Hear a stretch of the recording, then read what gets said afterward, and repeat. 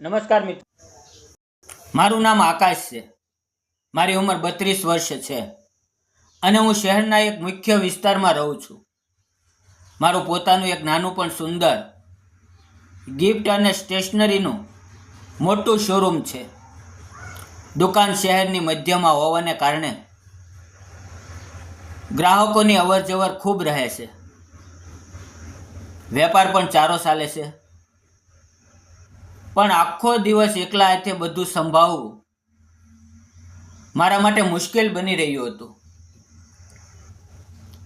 ગ્રાહકોને એટેન્ડ કરવા, નવો માલ ગોઠવવો અને હિસાબ રાખવો. હવે આ બધું એકલા કરવું એટલે થાકી જવાય. એટલે મેં નક્કી કર્યું કે હું એક માણસ રાખી લઉં જે કામમાં મારી મદદ કરે. મેં દુકાનની બહાર એક બોર્ડ લગાવ્યું કે કામ માટે માણસ જોઈએ છે. હવે ધીમે ધીમે ઘણા દિવસો વીતી ગયા, પણ કોઈ યોગ્ય વ્યક્તિ મળતી નહોતી. એક દિવસ સવારે લગભગ 11 વાગ્યાનો સમય હશે. હું ગ્રાહકોને ભેટ સોગાદો બતાવી રહ્યો હતો. ત્યારે જ એક અત્યંત સાદગીભરી પણ પ્રભાવશાળી યુવતી અંદર આવી. તેણે આછો આસમાની રંગનો ડ્રેસ પહેર્યો હતો. તેનો ચહેરો શાંત હતો, પણ તેની આંખોમાં એક અજીબ ગમગીની હતી. મેં પૂછ્યું, શું જોઈએ છે? તેણે ધીમેથી કહ્યું, મારે કાંઈ ખરીદવું નથી. મેં બહાર બોર્ડ વાંચ્યું કે તમારે કામ માટે માણસ જોઈએ છે. મારે કામની ખૂબ જરૂર છે. હું થોડી વાર માટે તેને જોતો જ રહી ગયો. તેને જોઈને લાગતું નહોતું કે તેને નોકરીની જરૂર હશે. મેં પૂછ્યું, તમારું નામ શું છે અને તમે ક્યાં રહો છો? તેણે જવાબ આપ્યો, મારું નામ અંજલિ છે. તેણે જણાવ્યું કે તે બાજુની સોસાયટીમાં જ રહે છે અને વાતચીતમાં ખબર પડી કે અંજલિ એક વિધવા છે. તેના લગ્ન 2 જ વર્ષમાં એક અકસ્માતમાં તેણે તેના પતિને ગુમાવ્યો હતો. ત્યારથી તે આર્થિક અને માનસિક રીતે સંઘર્ષ કરી રહી હતી. તેની વાત સાંભળીને મારું દિલ ભરાઈ આવ્યું. મેં તેને તરત જ કામ પર રાખી લીધી. મેં તેને મહિને 10,000 પગાર આપવાનું નક્કી કર્યું અને બીજા જ દિવસથી અંજલિ કામ પર આવવા લાગી. તે ખૂબ જ મહેનતુ હતી. કઈ ગિફ્ટ ક્યાં રાખવી, કયા તહેવાર પર કેવો સામાન આગળ મૂકવો, આ બધું તે ખૂબ ઝડપથી શીખી ગઈ. અંજલિના આવ્યા પછી મારા શોરૂમની રોનક બદલાઈ ગઈ. ગ્રાહકો સાથે તેની વાત કરવાની રીત એટલી નમ્ર હતી કે વેચાણ વધવા લાગ્યું. મિત્રો, મારી વાત કરું તો હું પણ એકલો જ હતો. 5 વર્ષ પહેલા એક ગંભીર બીમારીમાં મેં મારી પત્નીને ગુમાવી હતી. ત્યારથી હું મારા કામમાં જ ડૂબેલો રહેતો. અંજલિ અને મારી સ્થિતિ સમાન હતી.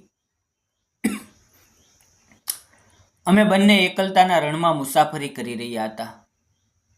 હવે ધીમે ધીમે અમારી વચ્ચે વાતચીત વધવા લાગી. અમે સાથે બેસીને બપોરે જમતા. તે ઘરેથી નાસ્તો લાવતી અને મને પણ આગ્રહ કરીને ખવડાવતી. એક દિવસ અચાનક શોરૂમમાં કામ કરતી વખતે મને ખૂબ જ ચક્કર આવ્યા અને હું ખુરશી ઉપર ઢળી પડ્યો. અંજલિ ગભરાઈ ગઈ. તેણે તરત જ પાણીનો છંટકાવ કર્યો, મને સંભાળ્યો અને બાજુની ક્લિનિકમાંથી ડૉક્ટરને બોલાવીને લાવી. મિત્રો, તે દિવસે તેણે જે રીતે મારી સંભાળ રાખી, મને મારી પત્નીની યાદ આવી ગઈ. તેનામાં એ જ મમતા અને એ જ કાળજી હતી. તે દિવસે સાંજે મેં તેને પૂછ્યું, અંજલિ, તું આટલી બધી મારી ચિંતા કેમ કરે છે? તેણે નીચે જોઈને કહ્યું, સાહેબ, તમે મને એવા સમયે સહારો આપ્યો જ્યારે દુનિયા મારાથી મોઢું ફેરવી રહી હતી. તમે ફક્ત મારા માલિક નથી, તમે એક સારા માણસ છો. 7 મહિના વીતી ગયા. દિવાળીનો સમય હતો. શોરૂમમાં ખૂબ ભીડ હતી. સાંજે કામ પૂરું થયા પછી મેં અંજલિને રોકી અને કહ્યું, અંજલિ, તારો આ મહિનાનો પગાર અને બોનસ ઘરે પડ્યા છે, ચાલ મારી સાથે. અમે ઘરે પહોંચ્યા. અંજલિએ મારા રસોડામાં જઈને સરસ ચા બનાવી.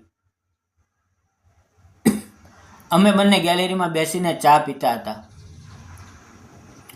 ચા પીતી વખતે અચાનક અમારી નજરોએ એકબીજા સાથે મોઈ. મેં તેનો પગાર આપવા માટે હાથ લંબાવ્યો. ત્યારે જ અમારા હાથ એકબીજાને સ્પર્શ્યા. એ સ્પર્શમાં એક અજીબ વીજળી હતી. અંજલિએ શરમાઈને નજર નીચે કરી લીધી. મેં હિંમત ભેગી કરીને કહ્યું, અંજલિ, શું આપણે આખી જિંદગી એકબીજાનો હાથ પકડીને ચાલી શકીએ? હું તને પ્રેમ કરું છું અને તારી સાથે મારું બાકીનું જીવન વિતાવવા માંગુ છું. અંજલિની આંખોમાં આંસુ આવી ગયા. તે થોડી વાર મૌન રહી અને પછી ધીમેથી માથું હલાવીને હા પાડી. અમે બહુ સાદગીથી કોર્ટમાં લગ્ન કરી લીધા. આજે અમારી એક નાની દીકરી છે, જેનું નામ અમે પરી રાખ્યું છે. મારું ઘર જે વર્ષોથી સુમસામ હતું, તે આજે બાળકની કિલકારીઓથી ગુંજી ઉઠ્યું છે. મિત્રો, અંજલિ આજે પણ શોરૂમમાં મારી સાથે ખંભે ખંભો મિલાવીને કામ કરે છે. અને મિત્રો, આ વાર્તા આપણને શીખવે છે કે નસીબ ભલે ગમે તેટલું ખરાબ હોય, પણ જો ઈરાદા સાફ હોય અને દિલમાં સાચો પ્રેમ હોય તો ભગવાન પણ રસ્તો બતાવી દે છે. કોઈની સુંદરતા કરતાં તેનું મન જોવું વધારે જરૂરી છે. તમને અમારો આ નિર્ણય કેવો લાગ્યો? શું અમે જે કર્યું તે સાચું હતું?